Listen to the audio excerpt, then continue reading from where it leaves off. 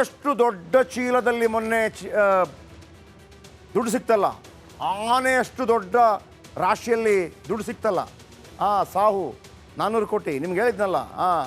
ಆ ಹಣ ಈಗ ಅವನ ಹತ್ರ ಕೇಳಿದ್ರಂತೆ, ದುಡ್ಡು ಏನಪ್ಪ ಅಂತ. ಅವನು ಹೇಳಿದಾನೆ, ಆ ಹಣ ನಂದೇ, ಆ ಹಣ ನಮ್ಮದೇ, ನಮ್ಮ ಬಿಸ್ನೆಸ್ಸು ಅಷ್ಟು ದೊಡ್ಡ ಲೆವೆಲಲ್ಲಿದೆ. ಅಂದರೆ ಒಡಿಶಾ ಮತ್ತು ಜಾರ್ಖಂಡ್ನಲ್ಲಿದೆ, ಮದ್ಯ ಮಾರಾಟ ಮಾಡ್ತಾನೆ.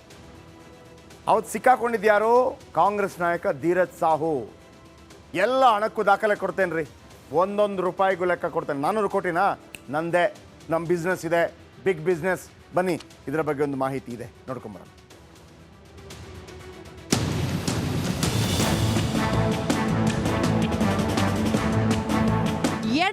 ಎಣಿಸಿ ಮಷಿನ್ಗಳೇ ಸುಸ್ತಾದ್ವು. ಕೌಂಟ್ ಮಾಡಿ ಮಾಡಿ ಅಧಿಕಾರಿಗಳೇ ಬೆಂಡಾದ್ರು. ಆದ್ರೂ ಕೂಡ ಜಾರ್ಖಂಡ್ ಮೂಲದ ಕಾಂಗ್ರೆಸ್ ನಾಯಕ ಧೀರಜ್ ಸಾಹು ಹಣ ಖಾಲಿಯಾಗಿರ್ಲಿಲ್ಲ. ಕಾಂಗ್ರೆಸ್ ನಾಯಕರಿಗೆ ಅದ್ರ ಬಗ್ಗೆ ಕೇಳಿದ್ರೆ ಸಾಕು, ನೋ ರಿಯಾಕ್ಷನ್ ಅಂತಿದ್ರು.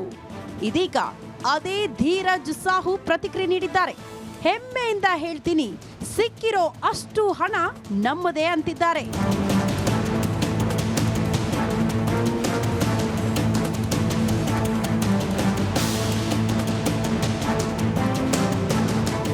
दावे के साथ कह सकता हूँ कि जो पैसा पकड़ा है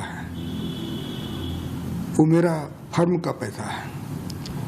हम लोग शराब का व्यवसाय में तकरीबन हम सोचते हैं कि 100 साल से भी ऊपर हो चुका है. और उसकी सारी जानकारी मैं आपको दे दे रहा हूँ कि इन 100 साल में हम लोगों ने सरकार को काफ़ी कुछ किया, काफ़ी रेवेन्यू दिया. आज इस तरह से हो रहा है तो मुझे काफ़ी चोट पहुंची है और मैं चाहता हूं कि इसका. ಧೀರಜ್ ಸಾಹು ಕಾಂಗ್ರೆಸ್ನ ಎಟಿಎಂ ಬೇಕು ಬೇಕಂದಾಗೆಲ್ಲ ಗಾಂಧಿ ಕುಟುಂಬಕ್ಕೆ ಋಣ ಸಂದಾಯ ಮಾಡುತ್ತಿದ್ದ ಅಂತ ಬಿಜೆಪಿ ಕುಟುಕಿದೆ. धीरज साहू तीसरी बार की कांग्रेस पार्टी की राज्यसभा की सांसद है. दुनिया जानता है ये गांधी परिवार की एटीएम थे. जब चाहे उनको गांधी परिवार को जो सारे निजी खर्चा, कांग्रेस पार्टी का नहीं, हम भी कहाँ कहते कांग्रेस पार्टी का, लोग तो हमारी उड़ीसा झारखंड में ये कहते हैं ये तो गांधी परिवार की एटीएम थे. इसलिए ये जो उनका उत्तर है बचाव में एक सप्ताह के बाद. ಧೀರಜ್ ಸಾಹು 2018ರಲ್ಲಿ ಚುನಾವಣಾ ಆಯೋಗಕ್ಕೆ ನೀಡಿದ ಮಾಹಿತಿ ಪ್ರಕಾರ ಅವರ ಆಸ್ತಿ ಕೇವಲ 32 ಕೋಟಿ, ಆದರೆ ಸಿಕ್ಕಿದ್ದು 351 ಕೋಟಿ. ಇದೇ ವಿಚಾರ ಇದೀಗ ದೊಡ್ಡ ಮಟ್ಟದಲ್ಲಿ ಚರ್ಚೆಗೆ ಗ್ರಾಸವಾಗಿದೆ.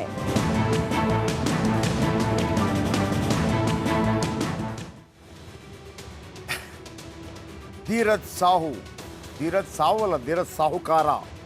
351 ಕೋಟಿ ಸಿಕ್ಕಿದೆ. ಇನ್ಕಮ್ ಟ್ಯಾಕ್ಸ್ ಇತಿಹಾಸದಲ್ಲಿ ಇಷ್ಟು ದೊಡ್ಡ ಹಣ ಸಿಕ್ಕಿರುವಂಥ ಉದಾಹರಣೆನೇ ಇಲ್ಲ. ನೀವು ಹಿಂದಿ ಪಿಕ್ಚರ್ ನೋಡಿರ್ಬೋದು, ರೇಡ್ ಅಂತೇಳಿ ಒಂದು ಪಿಕ್ಚರ್ ಬಂದಿದೆ. ಅದರಲ್ಲಿ ಅಜಯ್ ದೇವ್ಗನ್, ಸುಲಭ್ ಶುಕ್ಲಾ ಇವರೆಲ್ಲ ಆ್ಯಕ್ಟಿಂಗ್ ಮಾಡಿದ್ದಾರೆ. ಅದರಲ್ಲೊಂದು IT ರೇಡ್ ಆಗುತ್ತೆ, ಎಲ್ಲೂ ದುಡ್ಡು ಸಿಗೋದಿಲ್ಲ. ಕೊನೆಗೆ ಒಂದು ಕಡೆ ಶೂಟ್ ಮಾಡ್ತಾನೆ ಆತ, ದಡ್ ದುಡ್ಡು ಬೀಳೋಕ್ಕೆ ಶುರುವಾಗುತ್ತೆ. ಈಗ IT ಅಧಿಕಾರಿಗಳಿಗೆ ಈ ಧೀರಜ್ ಸಾಹುನ ಭೂಮಿ ಮೇಲೆ ಡೌಟ್ ಬಂದಿದೆ. ಏನು ಅಂತಂದರೆ, ಈತ ಚಿನ್ನ, ದುಡ್ಡು ಎಲ್ಲವನ್ನು ಕೂಡ ಗಂಟು ಕಟ್ಟಿ ಭೂಮಿಯಲ್ಲಿ ಹೂತಿಟ್ಟಿದ್ದಾನೆ. ಹಾಗಿದ್ರೆ ಧೀರಜ್ ಸಾಹು ಭೂಮಿಯೊಳಗೂ ಚಿನ್ನ, ನಗದು, ಹಣ ಹೂತಿಟ್ಟಿದ್ದಾರಾ? ಇಂಥ ಒಂದು ಡೌಟ್ IT ಅಧಿಕಾರಿಗಳು ಬರ್ತಾ ಇದೆ. ಹೈಟೆಕ್ ಗ್ಯಾಜೆಟ್ ಬಳಸಿ ಶೋಧ ನಡೆಸಲು IT ಅಧಿಕಾರಿಗಳು ಸಿದ್ಧತೆ. ಭೂಮಿಯೊಳಗಿದ್ದದನ್ನು ಗ್ಯಾಜೆಟ್ ಬಳಸಿ ಏನೊಂದು ಅವ್ರ ಹತ್ರ ಇರುತ್ತೆ. ಜಿಯೋ ಸರ್ವೆಲೆನ್ಸ್ ಸಿಸ್ಟಮ್ ಅಂತ ಒಂದಿರುತ್ತೆ, ಜಿಯೋ ಸರ್ವೆಲೆನ್ಸ್ ಸಿಸ್ಟಮ್.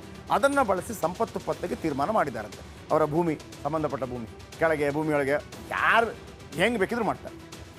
ರಾಂಚಿ ಮತ್ತು ಲೋಹಾ ರದಗಾದಲ್ಲಿ ಶೋಧಕ್ಕೆ ತೆರಿಗೆ ಇಲಾಖೆ ಅಧಿಕಾರಿಗಳು ತಯಾರಿ ಮಾಡಿದ್ದಾರೆ. ರಾಂಚಿ ಮತ್ತು ಮತ್ತೊಂದು ಜಾಗದಲ್ಲಿ, ಯಾಕಂದರೆ ಜಾರ್ಖಂಡ್ ಮತ್ತು ಒಡಿಶಾದಲ್ಲಿ ಇವರ ಮದ್ಯ ಕಂಪನಿ ಇದೆ. ಮನೆ, ಕಂಪನಿ, ಕಚೇರಿಯಲ್ಲಿ ನಡೆದ ದಾಳಿ ಮೇಲೆ ಇಡೀ ದೇಶದ ಕಣ್ಣಿದೆ. ಯಾಕಂದರೆ IT ದಾಳಿ ಇತಿಹಾಸದಲ್ಲಿ ಇಲ್ಲಿ ತನಕ ಒಂದೇ ಕಡೆ 351 ಕೋಟಿ ಸೀಸ್ ಆದ ಇತಿಹಾಸನೇ ಇಲ್ಲ. ಧೀರಜ್ ಸಾಹುಕಾರ ನೋಟಿನ ರಾಶಿ ಎಣಿಸಿ 40 ಮೆಷಿನ್ ಇತ್ತು, ಮೆಷಿನ್ ಕೆಟ್ಟೋಗ್ಬಿಟ್ಟು. ಈ ಕೈಯಲ್ಲಿ ಎಣಿಸೋಕ್ಕಾಗತ್ತಾ? ಮೆಷಿನ್ ಕೆಟ್ಟೋಗ್ಬಿಟ್ಟು. ಕೊನೆಗೆ ಹಗಲು ರಾತ್ರಿ ಅನ್ನೋದು ದುಡ್ಡು ಎಣಿಸಿದ್ದಾರೆ ಬ್ಯಾಂಕ್ ಸಿಬ್ಬಂದಿ. ಸಾಕಾಗಿರುತ್ತೆ. 175ಕ್ಕೂ ಹೆಚ್ಚು ಬ್ಯಾಗ್ಗಳಲ್ಲಿ ಹಣ ಸೀಸ್ ಮಾಡಿದ್ರು ಅಧಿಕಾರಿಗಳು. ನಾನು ಅವತ್ತು ಹೇಳಿದ್ದೆ ನಿಮಗೆ, ಅದಕ್ಕೆ ಆನೆ ರೀತಿಯ ಬ್ಯಾಗುಗಳು ಅಂತ. ಇಲ್ಲಿ ಮಜಾ ನೋಡಿ, ಕೆಲವರು ಸಾಚ ಅಂತ ಪೋಸ್ಟ್ ಕೊಡ್ತಾರೆ. ಇಲ್ಲಿ ಸಿಕ್ಕಾಕೊಂಡಿದ್ದಾರೆ ಸಾಹುನ ಹಳೆಯ ಒಂದು ಟ್ವಿಟರ್ ಈಗ ಭಾಳ ದೊಡ್ಡ ರೀತಿಯಲ್ಲಿ ಸದ್ದು ಮಾಡ್ತಾ ಇದೆ. ಈ ನೋಟ್ ಬ್ಯಾನ್ ಬಗ್ಗೆ ಒಂದು ಕಮೆಂಟ್ ಆಗ್ತಾರೆ ನೋಡಿ.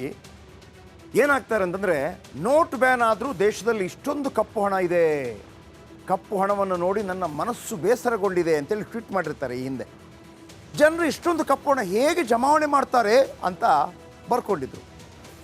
ನೋಟು ಅಮಾನ್ಯೀಕರಣ ಆರ್ಥಿಕತೆಯನ್ನೇ ಹದಗೆಡಿಸಿದೆ. ದೇಶದಲ್ಲಿ ಬಡವರು ಬಡವರಾಗಿಯೇ ಉಳಿಯುತ್ತಾ ಇದ್ದಾರೆ, ಶ್ರೀಮಂತರು ಶ್ರೀಮಂತರಾಗಿಯೇ ಬೆಳೆಯುತ್ತಾ ಇದ್ದಾರೆ. ದೊರೆಯ ಮಿತ್ರರು ಶ್ರೀಮಂತರಾಗುತ್ತಿದ್ದಾರೆ. ಅದಾನಿಗೆ ಹೇಳಿರೋದು ಇದು. ದೊರೆಯ ಮಿತ್ರರು ಶ್ರೀಮಂತರಾಗುತ್ತಿದ್ದಾರೆ. ಕಪ್ಪು ಹಣವನ್ನು ಮೂಲದಿಂದ ಕಿತ್ತೆಗೆಯುವ ಶಕ್ತಿ ಕಾಂಗ್ರೆಸ್ಗಿದೆ ಅಂತೇಳಿ ವರ್ಷದ ಹಿಂದೆ ಮಾಡಿದಂಥ ಟ್ವೀಟ್. ಅಯ್ಯಯ್ಯೋ, ಎಷ್ಟು ಕಪ್ಪು ಹಣ ಇದೆ ರೀ ದೇಶದಲ್ಲಿ, ಹೆಂಗ್ರಿ ಮಾಡ್ಕೋತಾರೆ ಅಂತಂದ್ಬಿಟ್ಟು. ಆಮೇಲೆ ಇನ್ನೊಂದು ಮಜಾ ಇದೆ ಅವ್ರದ್ದು. ಒಮ್ಮೆ ಅವರು ಸೈಕಲಲ್ಲಿ ಬರ್ತಾ ಒಂದು ಟ್ವೀಟ್ ಮಾಡಿದ್ರು ನೋಡಿ, ಪೆಟ್ರೋಲ್ ಡೀಸೆಲ್ ಬೇರೆ ಜಾಸ್ತಿ ಆಗಿದೆ, ಹಾಗಾಗಿ ನಾನು ಸೈಕಲಲ್ಲಿ ಬರ್ತಾ ಇದ್ದೀನಿ, ಬಡವರ ಕತೆ ಹಿಂಗೆ ಇಂತೆಲ್ಲ ಮಾಡ್ಕೊಂಡಿದ್ರು. ಒಮ್ಮೊಮ್ಮೆ